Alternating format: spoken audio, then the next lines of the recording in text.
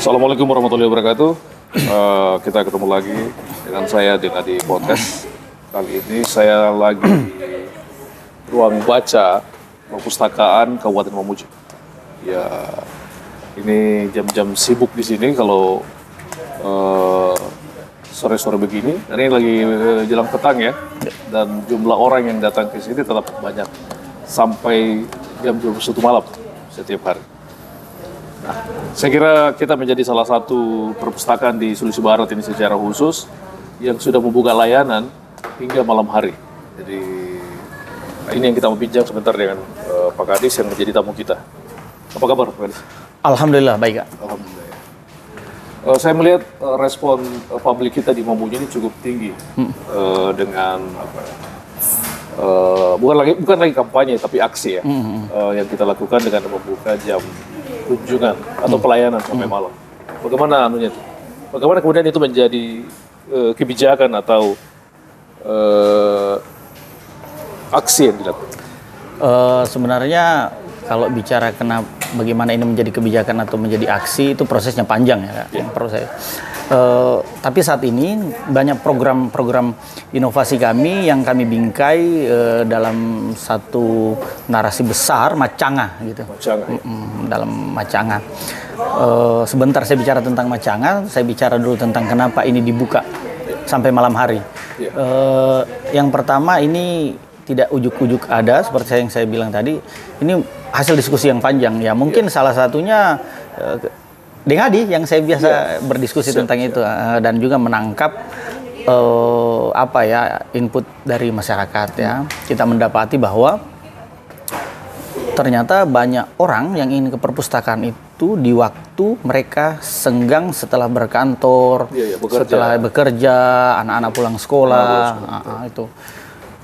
itu terus kita juga secara internal teman-teman di perpustakaan sebenarnya begini, ini sebagai bagian dari rasa syukur juga sih kita kan ini diberi tempat yang menurut kami ya paling istimewa di Mamuju. Kami perpustakaan Kabupaten Mamuju ini berada di tempat paling strategis nih. Di simpang apa namanya nih ya? Namanya simpangan di simpang 3. Simpang 3 di situ. Jadi apa ya ini? Dia menjadi hub gitu ya? Dia menjadi hub. Itu juga nanti ada kaitannya dengan program kami. Kita bersyukur karena kami dulunya di kantor yang kurang begitu representatif bekas gempa, terus kita pakai gedung sementara. Tidak ada yang berani masuk di kantor Tidak ada yang berani masuk sebagai kalau toh saya bisa bicara bukan sebagai kepala dinas perpustakaan tapi sebagai warga Mamuju, yang saya mau bilang saya berterima kasih kepada Bupati yang memberi perhatian serius nih pada pengetahuan, pada literasi, pada minat baca. Karena ini tidak akan menjadi seperti ini kalau bukan kebijakannya dari pucuk pimpinan. Yang perlu saya sampaikan bahwa perpustakaan ini bisa menjadi seperti ini karena Ibu Bupati memberikan keberpihakan ke sana. Kami bekerja untuk itu. Menerjemahkan gitu ya? Menerjemahkan keinginannya. Akhirnya kan Mamuju keren kan? Mamuju keren terjadi. Kan tagline besarnya membaca itu keren dan menuju Kabupaten Mamuju yang literat gitu ya. Itu. Inilah turunannya semua. Inilah turunannya. Kita sekarang melalui aksi perubahan Macanga ya. Kita mau merubah total. Bertransformasi nih, kita bertransformasi. Layanan perpustakaan ini beyond expectation gitu, melebihi ekspektasi kita. Itu yang kita upayakan. Iya. Jadi itulah yang kemudian kami sejak sebulan kemarin melakukan uji coba layanan perpustakaan hingga malam hari. Responnya begitu positif, bahkan teman-teman yang jaga malam hari itu kadang keteteran. Tapi kan polanya sip-sipan. Ya, sip-sipan pasti. Sip-sipan dan tidak tunggal. Tidak tunggal perpustakaan berdiri sendiri mengerjakan itu. Maksudnya Senin sampai Jumat itu dijaga oleh personil perpustakaan. Sabtu Minggu itu diambil alih oleh teman-teman pegiat literasi. Komunitas. Itu apa ya? Nilai plusnya. Ya, itu. Nilai plus dari pegiat literasi yang apa ya, yang saya selalu mau bilang begini. Pegiat ini betul-betul mereka yang ikhlas untuk itu gitu. Militansinya gila, ngeri ya. Iya, iya. Kami bekerja dengan dia, kami bekerja punya gaji gitu. Betul. Tanggung jawab kita. Betul. Mereka bekerja karena memilih mengambil peran itu tanpa digaji. Betul. Itu. Dan terus ngomong-ngomong ini, ya. Jumlah komunitas kita di Mamuju yang membantu ini? Untuk saat ini yang aktif dengan kita itu ada sekitar 12 komunitas. Yang aktif membantu? Yang aktif membantu hampir semua aktivitas gitu. perpustakaan. Tidak sekedar perpustakaan dijaga, teman-teman juga menghidupkan komunitas baca di wilayahnya masing-masing, bikin kegiatan di wilayahnya masing-masing, terlibat menjadi relawan pustaka. Relawan pustaka itu menjadi bagian dari perpustakaan, bagian dari kita, untuk kemudian mendistribusi buku-buku berkualitas sehingga ke pelosok gitu. Tempat-tempat yang tidak bisa dijangkau dengan mobil perpustakaan keliling, maka itu akan diambil alih oleh teman-teman relawan pustaka melalui motornya. Nah, menggunakan motornya, dia memilih buku di sini melalui program silang layannya kami. Mereka memilih buku untuk kemudian dibawa ke lapangan. Di lapangan baru kemudian mereka mendistribusi, mengajak anak-anak membaca. Baru kemudian beberapa minggu atau bulan kemudian mengganti lagi bukunya. Itu yang dilakukan. Sebenarnya komitmen apa yang dibangun dengan komunitas literasi kita di Mamuju sehingga mereka mau mengambil 2 hari untuk membantu layanan gitu. Apa yang menarik bagi mereka? Betul, ini kan di awal-awal memang ketika kita mau bikin banyak sih suara sumbang bicara tentang gimana nih anggarannya, gimana anunya kok. Saya bilang ini bukan tentang uang ya, ini tentang mindset. Saya tahu banyak anak muda yang ikhlas di sini, banyak anak muda yang mau bergerak untuk Mamuju. Kami mencoba menjadi bagian dari teman-teman pegiat ini. Kita memilih menjadi bagian dari pegiat yang akhirnya secara emosional kita punya ikatan gitu. Nah, pegiat juga tidak hanya duduk di belakang meja. Iya, kami mengambil peran. Di balik meja. Kami kemudian mengambil peran-peran yang sama. Nah, akhirnya teman-teman juga menganggap kita setara gitu. Dan apa yang kita kerjakan sama-sama untuk Mamuju. Pertanyaannya apa sih yang mereka dapatkan? Ya kalau orang ikhlas tidak pernah mengukur dengan itu. Tapi beberapa hal yang kita bisa sampaikan. Kalau di perpustakaan karena kita tidak menjanjikan rupiah, yang kita bisa bangun adalah jejaring misalnya. Kita tidak menjanjikan uang, tapi ruang. Ruang, ya betul. Kita tidak menjanjikan uang, kita menjanjikan ruang. Dengan berinteraksi kita bangunkan teman-teman jejaring, terus kita supporting semua aktivitasnya, kita saling menjaga. Itulah yang kemudian, tapi sepertinya tidak tepat kalau saya yang jawab, kenapa mereka mau bergabung gitu. Tapi kan ini bentuk ekosistem. Iya, betul. Ya kan? Karena bagaimanapun misalnya bupatinya visioner, tapi kalau tidak ada ekosistem yang mendukungnya. Jadi yang pasti ada visi besar nih. Visi besar itu harus diterjemahkan. Inilah yang kemudian ekosistem yang Kak Adi bilang tadi. Ini kemudian perpustakaan kemudian hadir, mendorong mencoba menerjemahkan visi ini dan kemudian bergerak nih dengan aksi-aksinya. Banyak tantangan yang kami hadapi dalam prosesnya. Yang paling pasti tentang mindset bahwa Dinas Perpustakaan dan Kearsipan itu adalah tempat pembuangan. Itu. Dinas Perpustakaan itu tidak penting, tidak apa. Jadi yang saya mau bilang begini, kerja-kerja perpustakaan ini bukan tidak penting, tapi kerja-kerja berat sebenarnya. Kerja-kerja perpustakaan ini kerja-kerja peradaban kan. Kalau kita membaca banyak literatur terkait sejarah-sejarah, maka yang kita bisa kenali hingga hari ini adalah mereka atau bangsa-bangsa yang menjadikan perpustakaan sebagai epicentrum peradabannya. Lantas kita juga mau dikenal tidak nantinya? Maka yang menghormati aksara. Iya, menghormati aksara. Itulah yang kemudian, ya kalau saya secara pribadi bilang tidak, kita keliru nih. Kerja berat itu ada di sini, kerja penting itu ada di sini. Nah, sehingga begitu saya masuk, membincang beratnya tadi di sini, saya mengidentifikasi teman-teman pegawai, melakukan pemetaan, dan kemudian kami menghadirkan satu bentuk upaya untuk mendorong ASN ini bisa memaksimalkan kinerjanya, ASN maupun honorer. Tapi saya lihat teman-teman di perpustakaan enjoy juga ya, menikmati. Iya, menikmati model layanan betul, seperti ini. menikmati karena kita bikinkan satu model kita sebutnya aplikasi Macanga Sibuk, sistem inovasi birokrasi untuk kinerja. Jadi teman-teman tidak hanya datang kantor, tapi dia datang mengisi form, basisnya web. Di situ ada pertanyaan apa yang dikerjakan hari ini, apa kendalanya, dan apa tawaran solusi terhadap kendala yang dihadapi. Yang kemudian setiap Jumat, insya Allah besok, di Jumat besok kita akan bahas nih, apa sih kendalanya, apa sih yang dikerjakan. Jadi kita semua punya tanggung jawab gitu terhadap hari-hari kita di kantor. Nah, itu yang kemudian kita terukur gitu kan? Ya, terukur kan?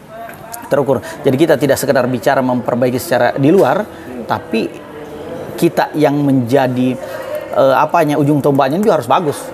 Itu yang kita lakukan. Nah, baru sebelum lebih jauh, apa yang berubah misalnya dalam tingkat minat baca di Mamuju? Kan sudah diukur kan? Misalnya 2-3 tahun terakhir. Mungkin apakah memang ada apa ya? Mudah-mudahan ini tidak mudah-mudahan tidak terlalu prematur ya. Saya berkesimpulan, tapi yang kita bisa lihat secara langsung misalnya adalah tingkat kunjungan pastinya. Tingkat kunjungan yang melonjak gitu ya. Ya, mungkin terlalu terlalu prematur, mungkin terlalu terlalu berlebih. Mudah-mudahan tidak terlalu berlebihan kalau saya bilang lonjakannya di atas 100%. Tingkat kunjungannya dengan dibukanya ini sampai malam. Dimulainya dibukanya ini sebulan terakhir ini. Sebulan terakhir uji coba itu. Di atas 100%. Itu lonjakannya. Jadi apakah iya? Terus tidak sekedar di sini, kita juga melihat geliat-geliat kan teman-teman di luar. Kemudian betul. Kan gini ya, aktivitas itu kan aktivitas baik itu kan seperti virus ya, Kak. Iya. Jadi ketika kita kemudian hidup di sini dengan semua aktivitas pengetahuannya, itu akan berpengaruh keluar. Karena kan ada media sosial nih. Betul. Kita jangan menafikan itu. Makanya kita di salah satu programnya ini ada pelatihan untuk pembuatan dan distribusi konten. Ya, betul. Kita mau bilang tidak penting viral dulu. Kita mau media sosial ini algoritma membaca aktivitas literasi ini banyak gitu. Substansi dan selalu ada di permukaan. Nah, sehingga orang merasa tidak keren betul kalau kita tidak membaca ini. Tidak keren betul kalau kita tidak menulis. Tidak ke perpustakaan. Tidak keren betul nih kalau kita tidak ke perpustakaan. Kita tidak Macanga. Itu. Oke, saya masuk ke aksi perubahan Macanganya. Ya. Kenapa kemudian memilih tagline atau ungkapan itu? Yang saya kan Macanga itu kan pintar, hebat, luar biasa, jago ada. Kalau bahasa Indonesia keren. Kan? Kenapa pilihannya Macanga gitu ya? Kenapa bukan keren aja? Kenapa bukan? Karena saya mau bilang apa yang kita kerjakan hari ini itu bukan tentang dinas perpustakaan, bukan tentang pegawai perpustakaan, bukan tentang pegiat literasi, tapi ini tentang Mamuju. Makanya pilihan tagline-nya adalah Macanga, karena kita bergerak untuk Mamuju yang Macanga. Mungkin bisa diurai itu. Ya, jadi dia kan sebenarnya akronim nih Macanga ini. Akronim dari Mamuju, cerdas, cakap, dan gemilang dengan aksara. Iya, jadi aksara menjadi kuncinya nih, sebagaimana yang mungkin beberapa input juga kami terima dari diskusi dengan dia, beberapa hal terkait itu, sehingga ini juga menjadi salah satu Macanga ini menjadi pilihan. Toh betul ini tentang Mamuju, ini untuk Mamuju, tapi yang kami mau bilang, insya Allah dengan semangat dan upaya yang sistematis kita mau Macanga ini berhasil gitu. Berhasilnya Macanga ini sebenarnya bukan semata untuk Mamuju lagi, Kak. Tapi untuk Sulbar yang maju dan sejahtera, dan untuk Indonesia emas 2045 gitu. Jadi epicentrum. Jadi epicentrumnya. Dan memang mimpinya kita mau perpustakaan ini menjadi epicentrum peradaban di Mamuju. Kita mau riuh orang di perpustakaan. Kita mau di sini orang ramai membaca, di luar orang ramai berdiskusi, di landscape orang ramai bikin konten, di landscape ada debat, ada apa, di mini teater ada pemutaran film-film edukasi yang kemudian kita diskusikan, kita bedah. Itu mimpinya. Jadi kita mau ini mengalahkan hiruk pikuknya pasar gitu. Itu mimpinya ya, itu mimpinya ya. Dan saya pikir kalau betul-betul kita bergerak energinya semua kita dorong ke sana, itu bukan hal yang utopis. Kenapa? Ya kalau dari sejarah dan beberapa ilustrasi gambar yang pernah saya lihat tadi ya, bagaimana kemudian perpustakaan terakhir di Baghdad ini, Baitul Hikmah itu kemudian dari ilustrasinya itu hampir semua, bahkan anak-anak bermain apa situ. Makanya kita juga di sini punya ruang yang sangat ramah anak. Ada playgroup gitu ya? Iya, seperti itu modelnya. Jadi kita mimpinya seperti itu. Jadi semua aktivitas itu dibincang di sini. Teman-teman misalnya mau melakukan koreksi atau kritik atas apa, datang sini aja kita diskusi. Kami akan berupaya menghadirkan orang kunci. Misalnya saya mau bertanya nih terkait masalah-masalah A, B, dan C. Oke. Nah, kami akan panggilkan ininya, kita bersurat, kita bikin diskusinya di sini. Karena saya pikir tidak ada masalah yang begitu luar biasa ribetnya yang tidak bisa diselesaikan dengan diskusi. Hampir semua permasalahan. Dan tempatnya itu di perpustakaan. Di perpustakaan. Karena sesungguhnya perpustakaan itu adalah ruang belajar. Ya, ya betul. Ini yang kita mau bilang begini. Jangan sampai perpustakaan dimaknai hanya sebagai tempat menyimpan buku. Iya, dia ruang belajar. Ya, dia betul. Yang kita mau bilang di sini tidak ruang belajar. Yang kita mau dorong adalah perpustakaan ini betul-betul menjadi ruang hidup, Mas. Iya. Yang inklusif. Ya, betul. Dan tidak menafikan dunia digital hari ini gitu. Jadi kita ada digitalisasi, ada ruang baca digital, ada ruang baca konvensional, dan banyak hal. Saya tadi ini di sini beberapa menit yang lalu melihat banyak aktivitas di belakang ini. Ada ruang baca digital. Ruang baca digital, dan itu penuh. Kita tidak bisa masuk karena banyak orang di dalam. Dan saya pikir itu menjadi salah satu ruang yang membuat mereka kemana-mana gitu dalam gagasan. Kan saya biasa mengatakan begini, bahwa sesungguhnya kelas-kelas di sekolah itu tempat ujian, tempat belajar itu di perpustakaan. Iya. Gitu ya. Karena perpustakaan menawarkan sesuatu yang berbeda pastinya ya. Ini satu hal ya yang tentang ruang digital, mumpung disinggung Kak Adi. Ibu Bupati juga berpesan nih untuk teman-teman mahasiswa yang mungkin tidak punya budget misalnya tuh untuk print tugas atau print skripsi. Insya Allah kami fasilitasi. Ini pesannya Ibu Bupati, tolong untuk mahasiswa-mahasiswa yang betul-betul tidak mampu mau mengerjakan skripsi bisa datang ke sini, buku apa, bahkan mau konsultasi dengan kita. Kami kan banyak juga pegiat literasi yang tidak diragukan kapasitasnya. Terus kalau misalnya ada yang mau di print dan betul-betul kita bantu. Itu Bupati bilang untuk pengetahuan kalian harus bergerak untuk itu. Saya mau stressing mengenai Macanga tadi. Iya. Itu kan bukan hanya sekedar akronim. Iya. Tapi dia aksi. Dia aksi. Sebenarnya bagaimana mendrive-nya itu agar lebih berterima dengan publik kita? Hubungannya dengan menuju kota literat itu. Oke. Jadi kita memang punya pentahapan ya dalam Macanga ini. Kita sebenarnya detailkan. Kita ada 3 tahapan. Kita bagi dalam tahapan jangka pendek, menengah, dan jangka panjangnya. Kalau di jangka pendek kita pasti mau masif nih aktivitas di perpustakaan. Kalau jangka panjang jumlah pengunjung kita harapkan naik bahkan di atas 100% ya jumlah pengunjung. Dan di terakhir itu kita mau tingkatkan tingkat kegemaran dan minat baca termasuk PLM. Apa yang kami lakukan di jangka pendek, salah satunya nih ya, buka sampai malam, terus kita melembagakan relawan pustaka, terus kita akan bikin layanan dengan sekolah-sekolah, dengan kampus, bahkan untuk memastikan dia inklusif, kita bangun juga MOU dengan lapas perempuan misalnya, lapas di sini juga, terus itu terus kita juga memproduksi di konten tadi. Kita juga ada upaya kampanye dengan akan memberikan gift sebanyak 1000 baju dengan 1000 tumbler nih. Untuk anak-anak yang betul-betul rajin baca, serta untuk pengunjung perpustakaan periode Juli sampai September ini kita akan berikan 1 tablet baca bagi pengunjung terbaik. Itu untuk closing ini ya. Karena ini kan berseri nih percakapan ini ya. Apa yang bisa dibayangkan 5-10 tahun ke depan dengan cara yang kita lakukan hari ini? Yang saya bisa bayangkan ketika kita betul-betul on the track dan yang paling bisa diukur kalau dari sisi kita perpustakaan tingkat TGM pastinya bisa jadi kita melampaui nasional kalau kita mau bergerak untuk itu.